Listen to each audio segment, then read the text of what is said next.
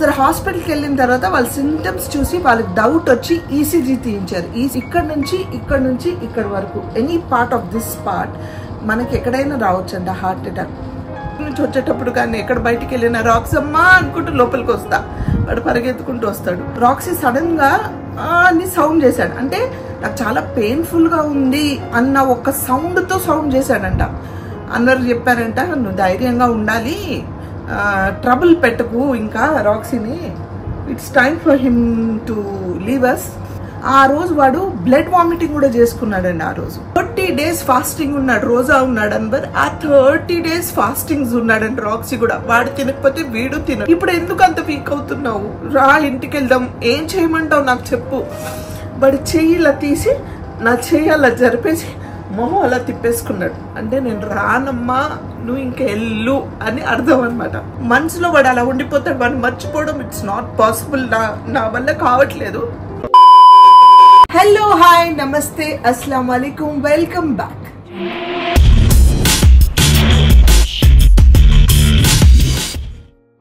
అందరు ఎలా ఉన్నారు? నేను బాగున్నాను. మీతో ఒక 5 నిమిషాలు మాట్లాడనని ఈ వ్లాగ్ రికార్డ్ చేస్తున్నాను. మీ అందరికి తెలుసు నేను చాలా యాక్టివ్గా లేను గత కొన్ని రోజుల నుంచి, బికాస్ మా వారికి బాగాలేదని మీకు తెలుసు.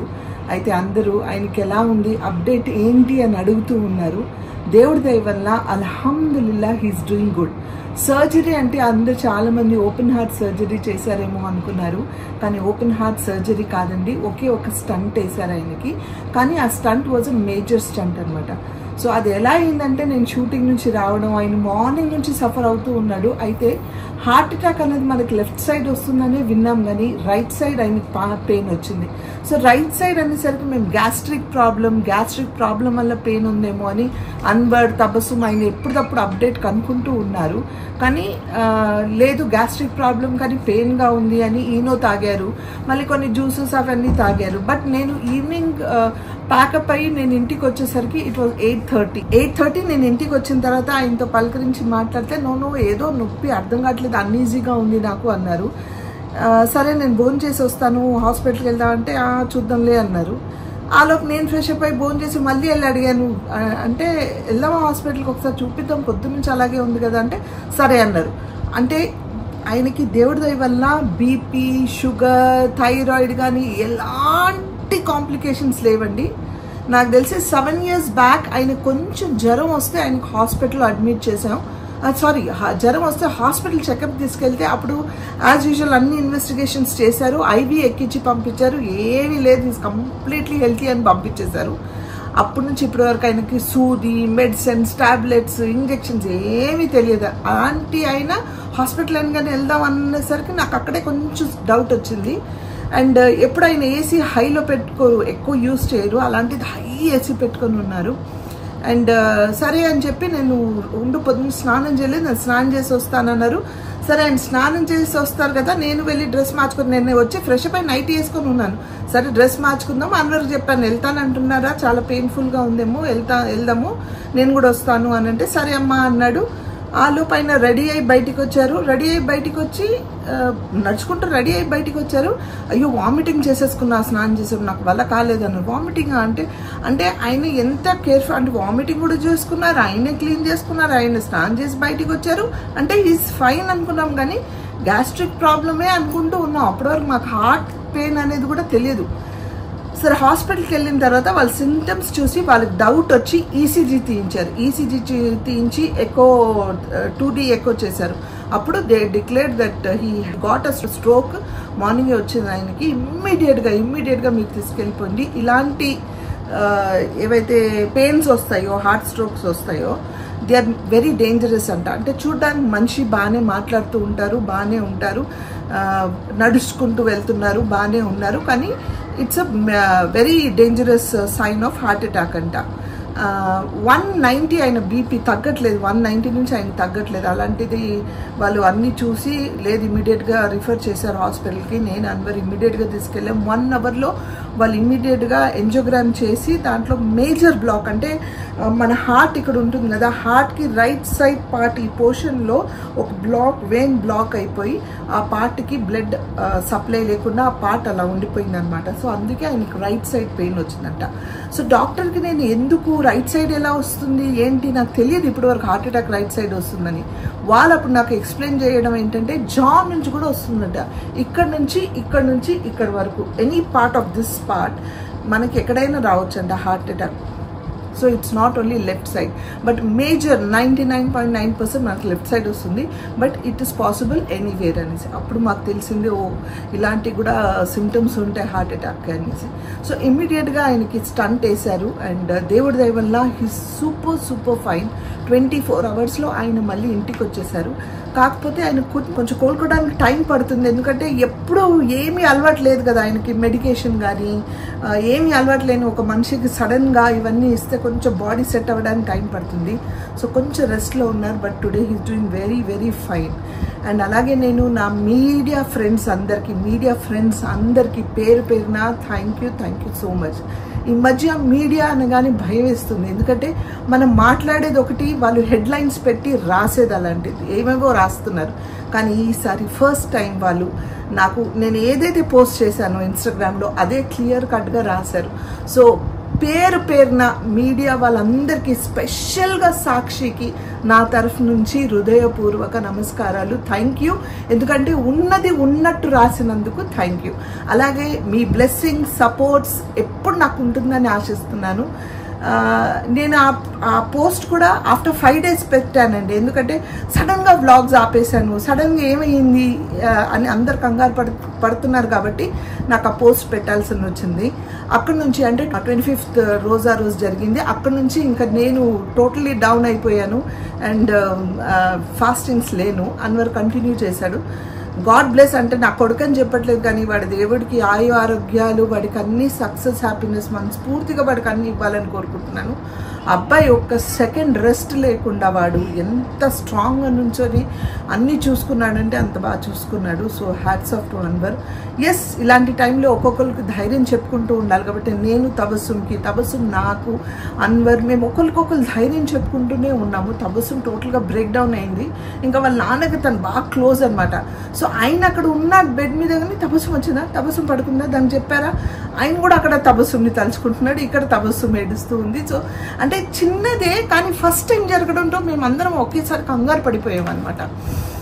ఇది అయిపోయింది, అంతా అయిపోయింది, ఇంటికి వచ్చాము, బాగున్నాము. పండగ రోజు ఏదో ఒకటి చేయాలి, పిల్లలు కదా ఆయన కూడా కోలుకున్నారు అనుకున్న టైంలో మా రాక్సీ అంటే ఇంత తట్టుకునే దాన్ని రాక్సీ విషయంలో చాలా వీక్ అయిపోయాను.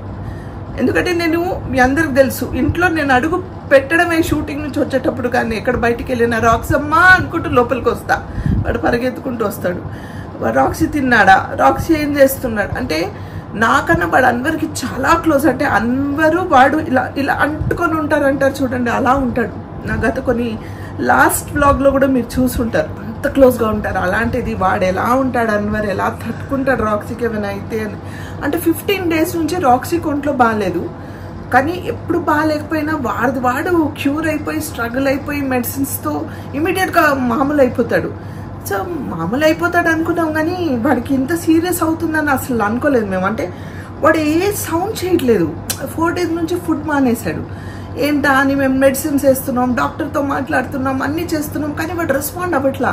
అంటే బాగానే ఉన్నాడు కానీ ఏం సౌండ్ చేయట్లేదు, తాగట్లేదు, పలకరిస్తున్నాడు, నడుస్తున్నాడు, అన్నీ చేస్తున్నాడు. మళ్ళీ సరే ఆ రోజు కూడా పండుగ రోజు కూడా 11 o'clock అవుతుంది, అమ్మ పడుకో మళ్ళీ పొద్దున్నే లెగాలి కదండి. లేదురా పాలన్నీ వేడి చేసేస్తాను, మళ్ళీ పగిలిపోతాయి, ఎండాకాలం కదా, పొద్దునే షుర్కుర్మా రెడీ చేయాలి, వెళ్ళి పడుకో, గంట అయితే నాకు అయిపోతుంది అన్న. సరే అమ్మ నేను పడుకుంటా, బికాస్ వాళ్ళు కూడా నమాజ్కి 7:30 కల్లా బయలుదేరాలి ఆ రోజు.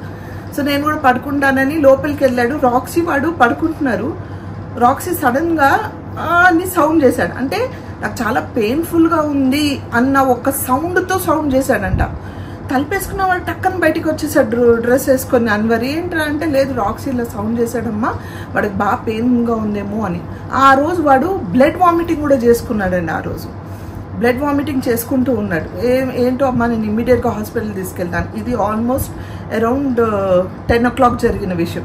సో వాడు హాస్పిటల్ తీసుకెళ్లారు, వాడిని హాస్పిటల్లో అడ్మిట్ చేశారు. ముందు వాడికి ఐవీ ఎక్కిద్దాము, ఎనర్జీ లేదు కదా, వాడు ఏం తినలేదు, వీక్గా ఉన్నాడు రాక్సీ. ఫస్ట్ వాడికి మెడికేషన్ ఇద్దామని వాళ్ళు మెడికేషన్ స్టార్ట్ చేశారు. వామిటింగ్ అక్కడికి వెళ్ళగానే మళ్ళీ వాడు కాసేపట్లో మళ్ళీ ఇంకో పెద్ద బ్లడ్ వామిటింగ్ చేసుకున్న తర్వాత మళ్ళీ వాడు బ్లడ్ ఇంటర్నల్ ఏమైనా బ్లీడింగ్ ఏమైనా అవుతుందా ఏంటి తెలియదు మనకి, అది స్టాప్ అవ్వడానికి కూడా మెడికేషన్ ఇద్దామని వాళ్ళ ఐవీ ద్వారానే ఇంజెక్షన్స్ ఇస్తూ ఉన్నారు. నేను పనిలోనూ మధ్యలో ఎవ్రీ ½ an hour కన్వర్కి కాల్ చేస్తున్నాను, లేదమ్మా మెడికేషన్ ఇస్తున్నారు అన్నారు. వీడియో కాల్ చేసి చూపించాడు, చూడు ఖాళీగా మామూలుగా కూర్చున్నాడు బాగానే. అంటే సరేరా నువ్వు కూడా అక్కడే ఆ చైర్ మీద, పాపం వాడు అలసిపోయి ఉన్నాడు, నిద్ర లేదు, ఫాస్టింగ్స్ పొద్దున్నే వెళ్ళాలి, అక్కడెక్కడైనా ఆ చైర్ మీదనే కొంచెం అలా పడుకోరా, వాడికి ఐవి మెల్లిగా ఎక్కిస్తారు కదా అంటే ఐఎమ్ కంఫర్టబుల్ అమ్మా అన్నాడు. అయిపోయింది. వాడు విదిన్ ½ an hour నాకు కాల్ చేశాడు అన్వర్. కాల్ చేసి అమ్మా రాక్సీకి ఇప్పుడే లక్ష్మి గారని యానిమల్ కేర్లో ఉంటారు ఆవిడ, she's the top most doctor of animals ఇప్పుడు. సో డాక్టర్స్, డాగ్ లవర్స్కి, డాగ్ పెట్టున్న వాళ్ళందరికీ తెలుస్తుంది. లక్ష్మి గారు is very very famous doctor. So ఆవిడ రాత్రి రాక్సీ కోసం వచ్చారు.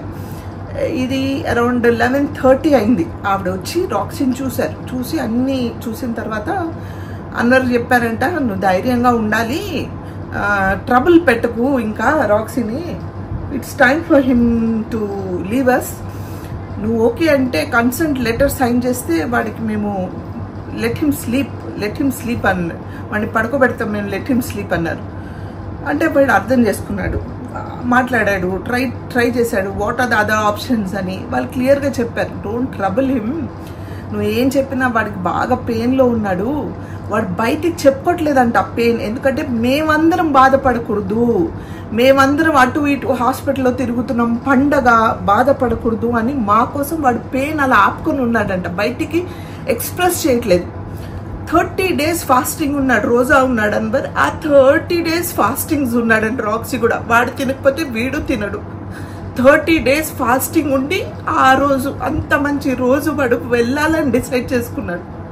నాకు చెప్పగానే అదే ఎట్లా అవుతుందిరా, ఒక్కరోజైనా ఆపండి వాడిని, అట్లెట్లా అవుతుందని మేమందరం పరిగెత్తాం హాస్పిటల్కి, అందరం వెళ్ళి వాడితో చాలా మాట్లాడానండి, చాలా అంటే చాలా మాట్లాడాను. ఏమైంది రాక్సీ, ఎందుకు అలా చేస్తున్నావు, వాడిని నేను షేర్ బేటా అంట, నా షేర్ బేటా కదా నువ్వు ఎప్పుడు స్ట్రగుల్ అయ్యి, అంటే నువ్వు ఎప్పుడు ఫైట్ చేసి బయటకు వస్తావు కదా, ఇప్పుడు ఎందుకు అంత వీక్ అవుతున్నావు, రా ఇంటికి వెళ్దాం, ఏం చేయమంటావు నాకు చెప్పు, ఇంటికి వెళ్దాం రాక్సీ, యుల్ బీ ఫైన్ అని నేను కంటిన్యూస్గా మాట్లాడుతూ ఉన్నాను.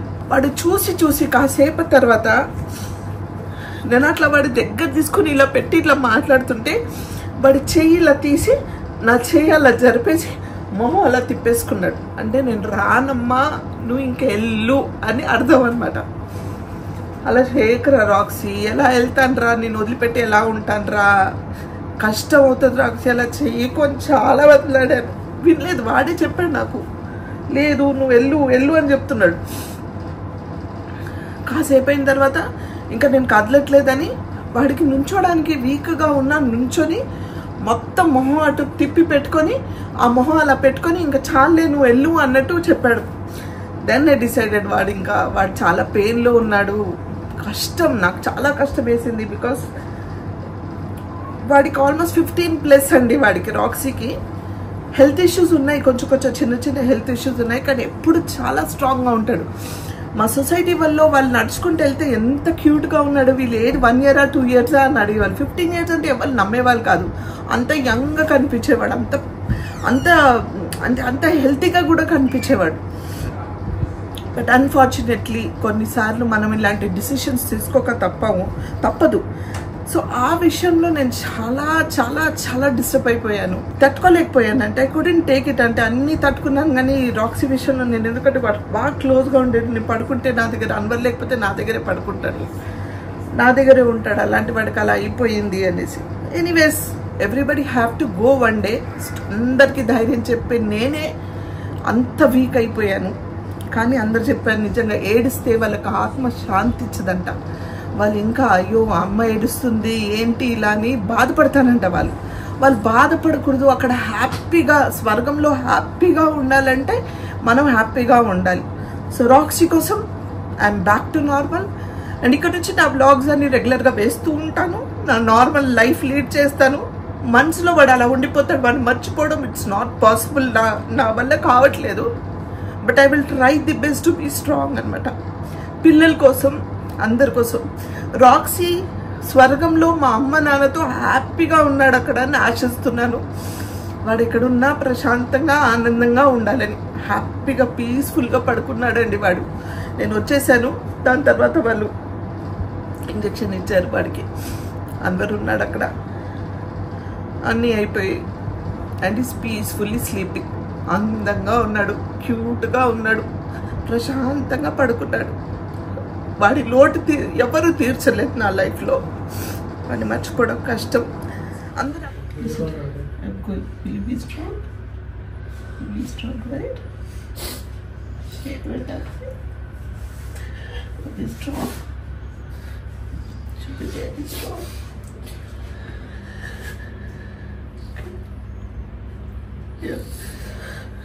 everybody are fine, Ranjay. Everybody are fine. You be strong, I'll also be strong. Okay? We go. You want me to go? You want me to go?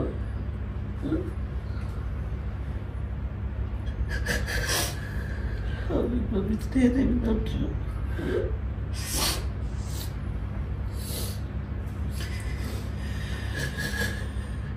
Okay. Be strong, okay?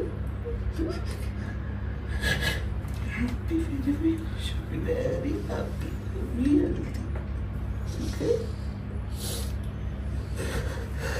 Mommy will miss you badly, Beto. Mommy will miss you very badly. It's not going to be the same anymore for me without you.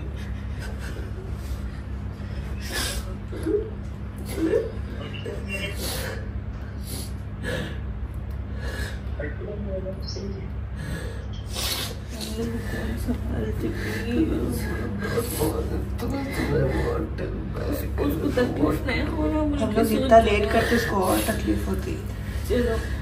Unless it is very difficult, doctors will not suggest that.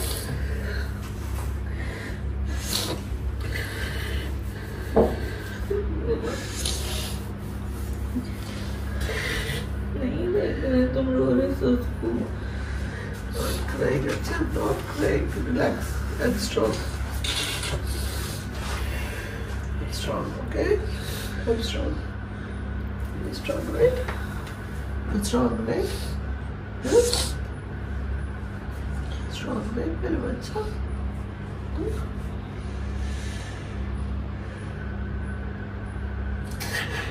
Oh, but I'm going to miss you, Rachel.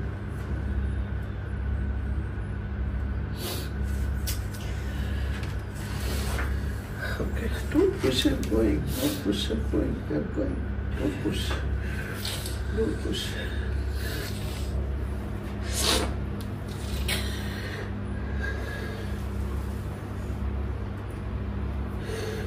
అందరు update ఇవ్వండి. రాక్సీకి ఎలా అయ్యింది, మా వారికి ఎలా అయ్యింది అని అడుగుతున్నారు. కాబట్టి ఈ చిన్న బ్లాగ్ మీతో మాట్లాడి షేర్ చేసుకుందామని. అయితే ఇంతకుముందు నేను షూట్ చేసిన బ్లాగ్స్ అని రేపటి నుంచి వేయమని నేను అర్బాస్ని అడిగాను. సో వాడు will start posting the blogs. నేను కూడా వీలైనంత వరకు మళ్ళీ మీతో టచ్లో ఉంటాను. అండ్ మీ అందరి బ్లెస్సింగ్స్ వల్ల, మీ అందరి ఎఫెక్షన్, లవ్, ప్రేయర్స్ నిజంగా మా వారికి ఇచ్చినందుకు థ్యాంక్ యూ సో మచ్. ఆయన బాగున్నారు, ఆరోగ్యంగా ఉంటారు మీ అందరి బ్లెస్సింగ్స్ వల్ల అని ఆశిస్తున్నాను. అయితే చిన్న మిస్టేక్ ఏంటంటే సర్జరీ గారు స్టంట్ వేశారు అండ్ హీ సూపర్ ఫైన్. వీలైతే ఆయన మీ అందరికి తెలుసు చాలా షై పర్సన్, మాట్లాడరు. వీలైతే కొంచెం కోలుకున్న తర్వాత ఆయన రిక్వెస్ట్ చేస్తాను మీ అందరి ముందు వచ్చి మాట్లాడమని. సో ఆయనతో కూడా మాట్లాడదాం. అయితే ప్రస్తుతానికి చిన్న అప్డేట్ నా తరఫు నుంచి. అంటే మా ఇంటికి దిష్టి తగిలింది అని అన్నారు అందరూ. నేను అది బిలీవ్ చేయను, ఎందుకంటే నా సబ్స్క్రైబర్స్ లక్షల్లో ఉన్న మీ అందరి నాకు అభిమానం, బ్లెస్సింగ్సే ఉన్నాయి, కానీ మీ దిష్టి నాకు తగలదు. దాంట్లో ఒకళ్ళు ఇద్దరు ఎవరైనా చెడు అనుకున్నా ఈ ఉన్న 100 మంది మంచి ముందు అది అలా పోతుంది అంతే. సో అది దిష్టి కాదు, అది పాసింగ్ క్లౌడ్. ఒక్కొక్కసారి అలా డిస్టర్బెన్స్ వస్తాయి లైఫ్లో, అంతే అనుకుని ధైర్యంగా ఇంక ముందుకు వెళ్ళాలి. I should lead my life normally, I should be నార్మల్గా ఉండాలని ఈ అప్డేట్ అండి. వన్స్ అగైన్ థ్యాంక్ యూ అందరికీ పేరున థ్యాంక్ యూ సో మచ్. అదండి, ఇక నుంచి నా బ్లాగ్స్ వస్తాయి. ఎస్, వెయిట్ చేయండి. వీలైతే యాజ్ ఎర్లీ యాజ్ పాసిబుల్ ఇంకా అప్డేట్స్ ఇస్తూ ఉంటాను. Thank you.